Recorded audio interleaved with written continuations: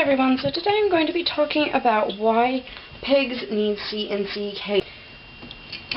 People often go after the fact that the cages are too small, and that's one of the biggest problems in guinea pig keeping. Now, there are definitely a few reasons that guinea pigs need such large cages, so to speak. I do not think my cage is large. I have a 2x4 C&C cage with a 1x2 loft. And I do not think it is large at all. If it could be bigger and I had room in my room, I totally would make it bigger. That is because with guinea pigs in a pair, or in a group of guinea pigs, whatever amount of guinea pigs you have,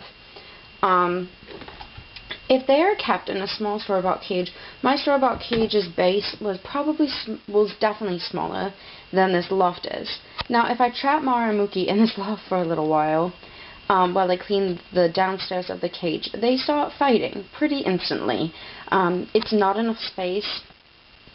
I can barely fit the 2 hay lofts, the 2 food bowls, and 1 water bottle up here, let alone another water bottle and 2 hidey huts and any other enrichment. It's just improbable it would not fit. Because keeping any living animals or people or anything in that small of a room is really difficult. It's basically like saying go live in a bathroom with another person for 5 to 7 years or your entire lifespan, which is just absolutely insane to me. A lot of pigs don't even live that long due to the size of the cage, and it's just something that really, really bugs me.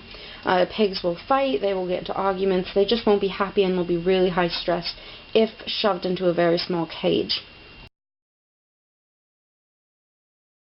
A lot of people I know have said that they hated their guinea pigs and they gave them away and they were mean, but a lot of the times that's because they were kept in a small cage.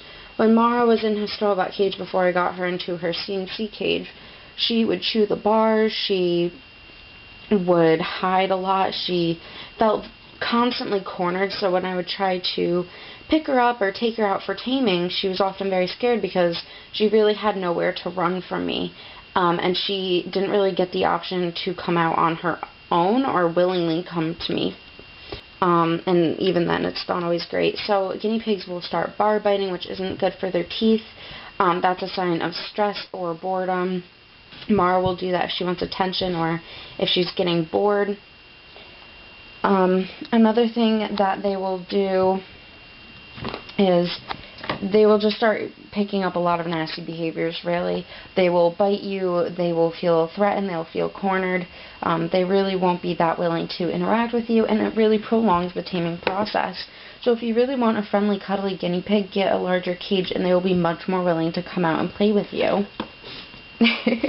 Mara's showing you her new trick, or her trick.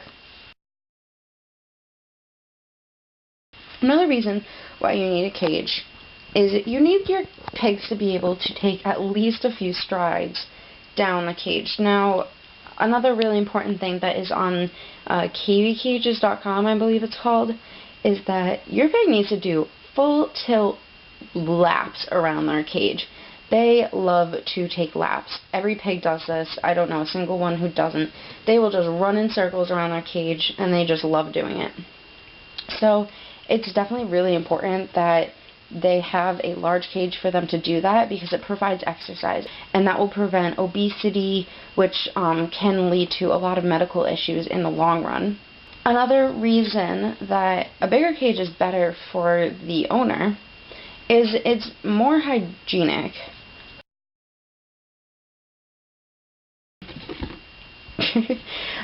For my pigs, they produce a dustpan or 2 dustpans a day, which is probably about a cup or so of feces every single day together.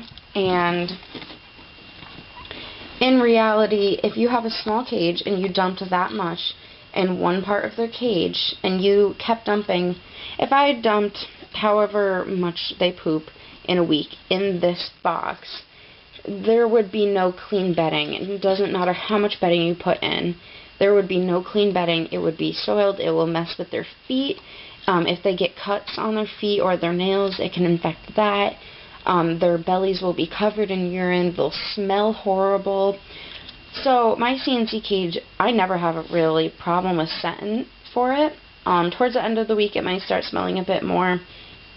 And if I don't spot clean it all every day, then it gets smelly. But if you spot clean your cage every day, whether you have bedding or fleece, you get the nasty parts out, your cage will just smell better. If you have a smaller cage, it's going to smell worse, and it's not going to be good for their respiratory systems. So C&C cages are really easy to clean. I've had a store-bought cage. It took me less time, but it was much more disgusting because the amount of buildup that they produce throughout the week. I have 2 hay lofts, one for each girl so that they don't fight, 2 food bowls, 2 water bottles, there's one and one down here. They have 2 hidey hots, cuddles, cozies, blankets, tunnels, and lots of chews down here as well. And it's just really nice for them to have, and the loft is great as a space for them to get away from each other if they're driving each other nuts. So just because you have a C&C cage, please remember that you still need to take your pigs out, and you still need to cuddle them and give them floor time and exercise and everything like that. A C&C cage can just provide the room for all of the enrichment and movement that they need to be healthy and happy and live a really nice long life, and they'll be better acting towards. C&C cages are also much better economically. You can use fleece much easier in C&C cages, which really cuts back on the price of them as you need much less bedding. I use bedding up here as well, but that just is what works for my pets. What else? A C&C cage is actually relatively cheap. If pet stores were smart, they would start selling these, because a lot of people just don't know better, but a lot of people out there would be more than willing to buy a giant cage like this. These grids I got all from hand-me-down except for the stand that it's on. So a whole box of grids is about $25, and that isn't plenty for a cage. It just won't have a fancy stand or anything. And you might not be able to have extra stuff, but for C&C cage you just need, I use my cardboard and shower curtain. So that's about $8 for cardboard, $5 for a shower curtain, and $25 for the grids. And that's really cheap. My store-bought cage was about $100, and it is very, very small.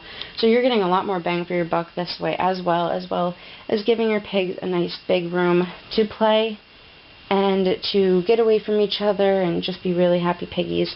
So I hope this video was helpful to you guys, and if you guys do have store-bought cages for your pigs, please consider getting them into a C&C cage, a Midwest cage, or a homemade DIY cage. DIY cages are everywhere. I technically have a DIY base instead of Coroplast. I do have a video on that, so I'll link it down below, and there's lots of DIY cages out there if you can't afford either C&C cage or a store-bought cage. But really, C&C cages are better economically and just overall for both pigs and owner. And I hope you guys enjoyed this video and found it informative. So thumbs up down below, share this video if you thought other people might find it useful, and comment down below if you have any questions, comments, concerns, that whole bit.